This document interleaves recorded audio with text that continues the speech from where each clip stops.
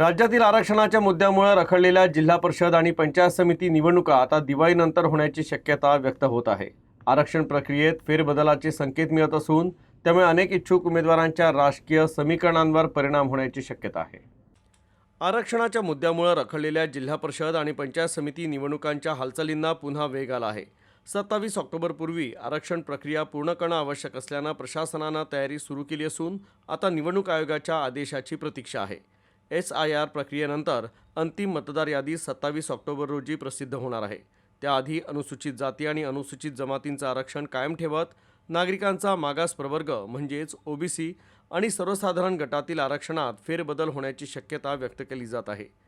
OBC आरक्षणाचं प्रमाण 50% अधिक असल्यानं त्यात कपात होऊन सर्वसाधारण गटातील जागांची संख्या वाढू शकते। त्यामुळे अनेक इच्छुक उमेदवारांची राजकीय समीकरणं बदलण्याची शक्यता आहे। यापूर्वी विधानसभा निवडणुकांपूर्वी जिल्हा परिषद आणि 14 पंचायत समित्यांमधील 118 गणांचं आरक्षण जाहीर करण्यात आलं होतं। मात्र OBC आरक्षणावरील न्यायालयीन स्थगितीमुळे निवडणूक प्रक्रिया थांबली होती। आता शासनानं हालचाली सुरू केल्यानं इच्छुक पुन्हा सक्रिय झाले आहे आणि अंतिम आरक्षण जाहीर झाल्यानंतरच पुढील राजकीय रणनीती ठरवण्याची भूमिका अनेक संभाव्य आणि इच्छुक उमेदवारांनी घेतली आहे।